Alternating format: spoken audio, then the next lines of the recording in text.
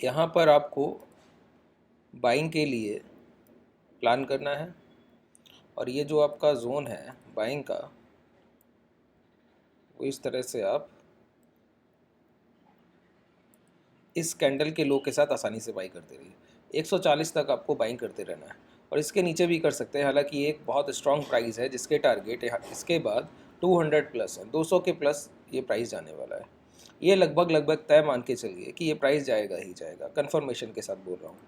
देखिए, ये कोई डिस्काउंटेड प्राइस नहीं है कि आपको एक रैली के बाद किसी निचले स्तर पर दोबारा खरीदने को मिला हो, जैसे कि हम लोगों ने खरीदारी की हीरो मोटो में। ठीक है, प्रीवियस सेशन में हीरो मोटो 5% ऊपर ट्रेड कर रहा था। इसके बाद इसी तरह से हमने दूसरी खरीदारी की HDFC AMC में, वो भी 5% के ऊपर आज ट्रेड कर रहा है। अभी ये प्राइस हायर हाइस के पैटर्न पर है, इन दोनों प्राइस से अलग स्ट्रक्चर में है। कैसे? देखिए, ये खरीदारी का एक पैटर्न होता है, लैडर थ्योरी का एक पार्ट है कि जब भी आप किसी भी स्टॉक को 100 रुपये के प्राइस पर खरीदते हैं तो आपके सामने आपकी खरीदारी के बाद जो ट्रेडर्स रह गए, जो खरीदारी नहीं कर पाए उस भाव पर, वो वेट कर रहे हैं कि किसी तरह से प्राइस दोबारा लौट कर, अगर इस समय वो 150 ट्रेड कर रहा है तो लौट कर 100 की खरीदारी दे दे। लेकिन अगर ये इंस्टीट्यूशनल बाइंग है ना, वो प्राइस को कभी, क्योंकि उनकी एक खरीदारी का जोन है, दायरा यही है, वो यहाँ पे डिमांड क्रिएट हुई है, तो वो चाहते हैं एक दूसरा सपोर्ट लेवल तैयार करना कि इसके बाद जो रैली आएगी 150 के बाद, जब ये भाव 250-300 ट्रेड करेगा, उस समय पर अगर मार्केट में कोई डिप आता है तो जब भी ये प्राइस करेक्शन मोड में आएगा तो 150 के नीचे ट्रेड ना करे। तो वो क्या करते हैं, हायर साइड दोबारा से एक्यूमुलेशन करते हैं। लोअर साइड कर चुके हैं, 100 की खरीदारी पहले हो चुकी है इस जोन में कहीं, अब 150 के आसपास खरीदारी चल रही है, तो वो आपको कंसोलिडेशन में दिख जाता है और वो इन्वेस्टर्स को जो छूट गए उनको मौका नहीं देना चाहते हैं दोबारा खरीदारी का।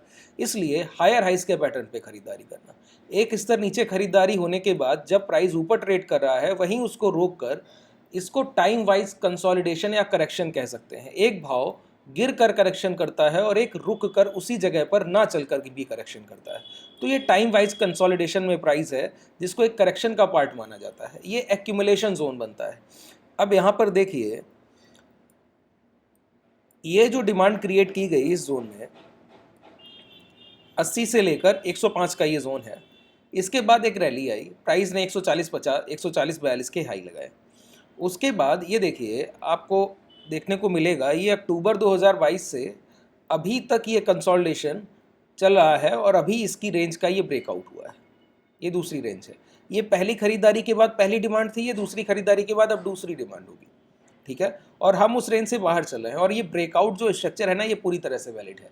कहीं भी ब्रेकआउट के बाद सेलर प्राइस को दोबारा अपनी तरफ लेने की कोशिश करें, इन्वर्टेड हैमर, जो कि आप क्लास में इन सारे पैटर्न्स को सीखते हैं, उसके बाद उस इन्वर्टेड हैमर के हाई निकल जाए, समझ लीजिए पूरी तरह से प्राइस बायर्स की पहुंच में है, अब वो प्राइस को दोबारा डोमिनेट करने से सेलर को तरफ नहीं देने वाले हैं, वो प्राइस को पूरी तरह से अपसाइड मोमेंटम की तरफ ले जाएंगे। ठीक है, तो डोमिनेशन कौन कर रहा है यहाँ पर? बायर्स।